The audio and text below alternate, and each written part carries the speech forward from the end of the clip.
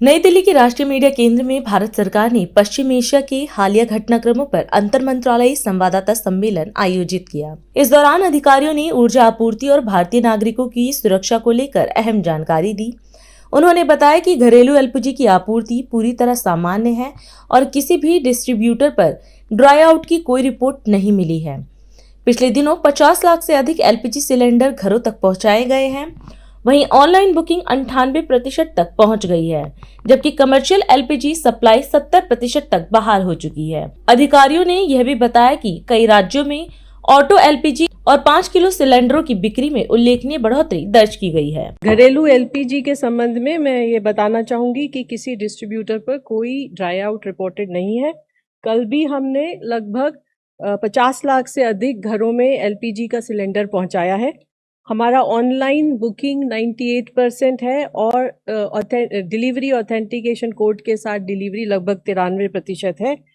Commercial LPG भी 70% तक restored है और कल लगभग 8,200 टन कमर्शियल एलपीजी की भी सेल हुई है। 14 मार्च से लेकर अब तक लगभग 79 लाख से अधिक 19 किलो के सिलेंडर्स की सेल हुई है और ये क्वांटिटी लगभग 1,50,000 टन होती है। इसके अलावा ऑटो एलपीजी के संबंध में भी मैं बताना चाहूँगी कि फरवरी के महीने में public sector oil marketing companies के द्वारा auto 177 ton per day auto LPG की सेल होती थी, जो अब अप्रैल में लगभग 296 टन पर डे है। ये बेसिकली इसलिए है कि बहुत सारा जो प्राइवेट जो कंपनीज थी सेल करती थी, उनका भी share public sector oil marketing companies पर शेयर शिफ्ट हुआ है। अगर स्टेट्स वाइज देखें तो कर्नाटका, तमिलनाडु, तेलंगाना, राजस्थान और वेस्ट बंगाल में ऑटो एलपीजी के सेल में काफ़ी बढ़ोतरी देखी जा रही है। 5 किलो के सिलेंडर में के संबंध में मैं बताना चाहूँगी कि जैसा आप जानते हैं कि इसकी संख्या काफ़ी इंक्रीज की जा चुकी है।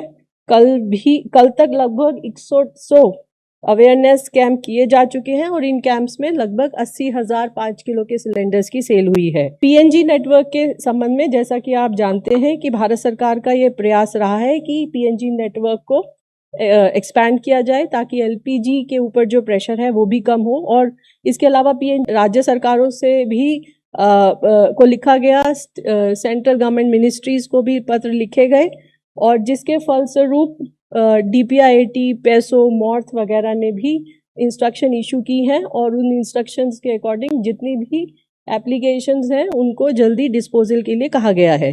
मैं आपको ये भी बताना चाहूँगी कि सीजीडी से संबंधित जो पाइपलाइन है वो ग्रीन कैटेगरी में होती है और जो फ्यूल डिस्पेंसिंग यूनिट्स हैं वो वाइट कैटेगरी के में आती हैं और वाइट कैटेगरी में होने के कारण उनको कंसेंट टू एस्टैब्लिश या consent to operate under relevant laws लेने की आवश्यकता नहीं होती है।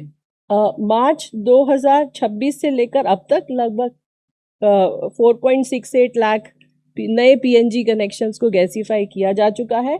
लगभग 5,23,000 नए कस्टमर्स को भी रजिस्टर किया गया है। इसके अलावा 37,000 से अधिक ऐसे पीएनजी कस्टमर्स हैं जिन्होंने एलपीजी कनेक्शंस को सरेंडर किया है। हमारे पेट्रोल पंप पर भी ऑपरेशन नॉर्मल है और एडिक्वेट सप्लाई है पेट्रोल और डीजल की।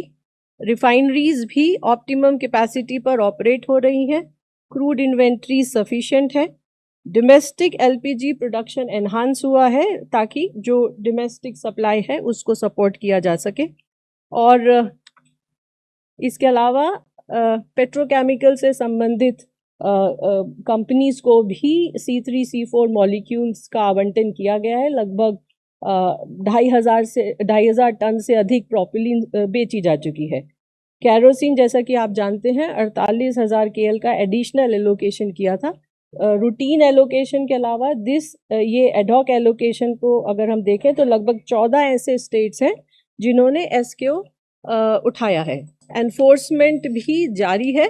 कल भी लगभग 2900 रेड की गई हैं और इसी तरह जो पीएसयू ऑयल मार्केटिंग कंपनीज के लोग हैं उनके द्वारा भी इंस्पेक्शन जारी है और लगभग 255 डिस्ट्रीब्यूटर्स पर अभी तक पेनल्टी इम्पोज की जा चुकी है। 65 को लगभग 65 डिस्ट्रीब्यूटर्स को सस्पेंड भी किया गया है।